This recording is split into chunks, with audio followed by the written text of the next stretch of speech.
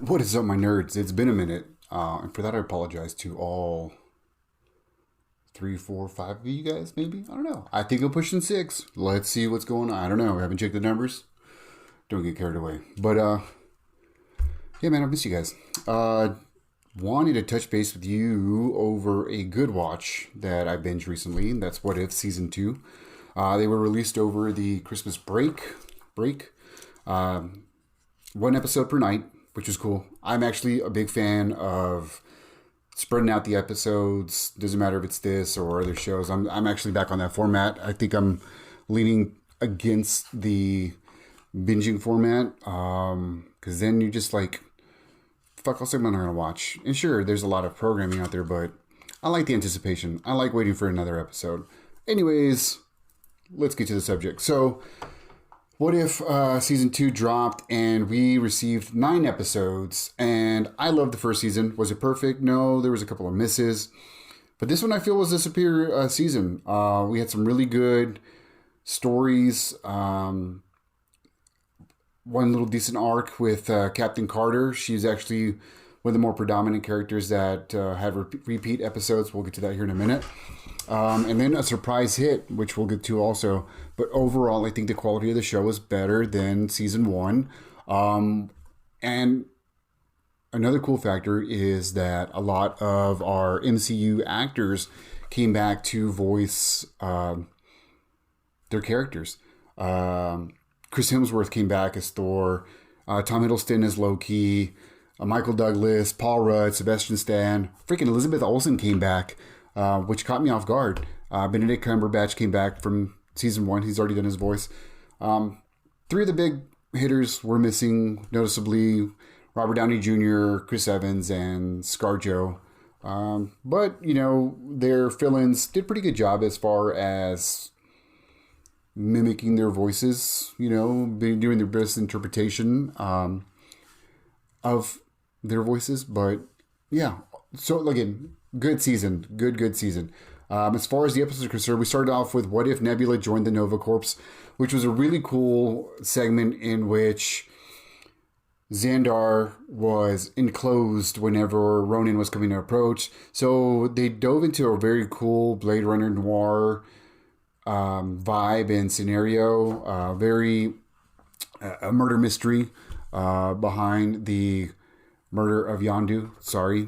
Michael Rooker also came back to voice his character. And that was really, really cool. Different interpretations of our Guardians of the Galaxy people within there, and a couple of Easter eggs too. I'll leave those up to you to watch. We also had What If Peter Quill attacked Earth's mightiest heroes? So basically, we go back to the 80s, where he's still a kid. He comes back to Earth, and we have our 80s Avengers, which consist of Peggy Carter and Howard Stark, who have aged properly. Bill Foster, King T'Chaka, what the fuck? Bucky, Dr. Lawson, and Dr. Pym.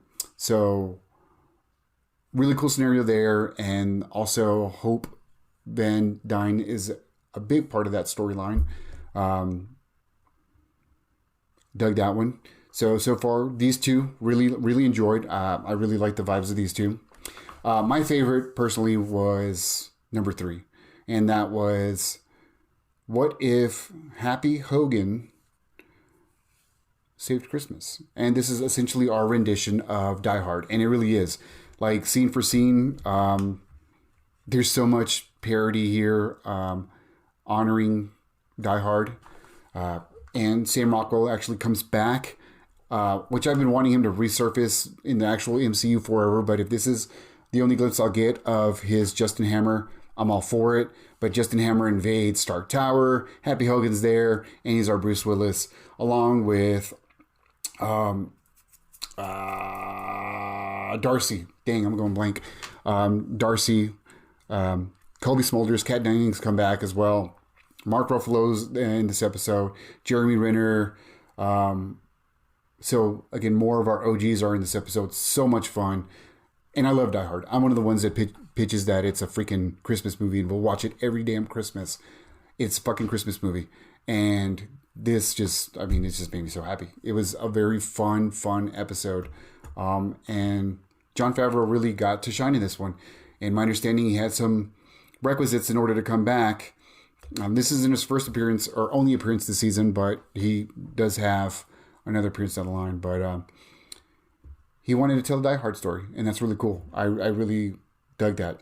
One of my least favorites was Hangover from last year. It's supposed to be part of the season 1, but due to the strike, it got pushed back. And you can kind of tell, but also they kind of covered their ass on it at the beginning to kind of fit it in there. But it's what if Iron Man crashed into the Grandmaster? So it takes place after Tony goes into the wormhole at the end of Avengers, and gets transplanted to Sakaar, and it's a whole storyline, basically the Planet Hulk, Thor Ragnarok storyline, but with Tony and Nebula and Gamora, who is not voiced by my love Zoe Saldana, but a very good actress of Cynthia McWilliams, who does a really good impersonation of her. That was one of my least favorite ones. It was cool in some aspects, and Jeff Goldblum, bless his heart, can't even save this episode. It just, I don't know, it was lackluster for me. What if Captain Carter fought the Hydra Stomper, which is really, really cool. It's basically the Winter Soldier, but with Peggy. And Steve from season 1, that was her little Easter egg at the end of season 1 where she finds a Hydra Stomper. This picks up from there, and he's our Winter Soldier. But it also blends in the Black Widow, so we get 2 storylines in one. And it was a lot. I like this episode. It was a lot of fun. But this one, Peggy now then gets picked up and teleported mysteriously and ends up in the 1602 story, which we'll pick up to in a little bit as well. One of the standout issues, unanimously, I think, by everybody, is what if Kahori reshaped the world? This is a standalone episode with no background. Essentially, it's what if the Tesseract had landed on Earth at a different time period within pre-colonial America.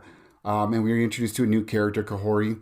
And essentially, there's a tribe, right, of warriors that have been embedded and chosen to carry on the Tesseract's abilities and hone the abilities of the Tesseract. As Spanish invaders are coming to invade the Native American lands, it's carried out in the Native Cherokee language, which is fucking cool. I love it when they do that. I love it when they did it in Prey, the Predator sequel. I dig the shit out of this. Apocalypto, fucking love it. It stays true to the characters and their origins, and I love it, and I can't wait to see more of that. We would then go into what if Hela found the 10 rings. This is more of a redemption story for Hela, so kind of I feel like kind of a comparison to Loki. She gets banished as Thor did. Well, you know what? Let me take it back. Not Loki, but Thor. It's more fitting with Thor. So the same way that Thor got banished and Mjolnir was embedded with the oath or the spell where only the worthy could pick it up, so was Hela's crown helmet, death helmet. So she ends up on Earth and meets the Mandarin, Wenwu, and is shown the way of life, not death, when she actually meets Jiayi. And they have their epic battle that Wenwu had with her in the Shang-Chi movie. It was a really cool, not one of my favorites, but it was a cool story. Cate Blanchett came back for that one as well. You do see how she changes her ways and carries on the legacy of the 10 Rings, fights her father. It's a good story arc to see. The cool aspect was we got to see Odin fucking ball out and fight for once. I know it's an animated form, but he's a warrior, and it's cool to see the warrior aspect of Odin, even in animated form, fighting on different armies and fighting his daughter as well. And that one ends pretty cool because they reshape the world, and the portion in Infinity War where we get a flashback to Gamora and Thanos invading her world, now in this storyline is saved by Hela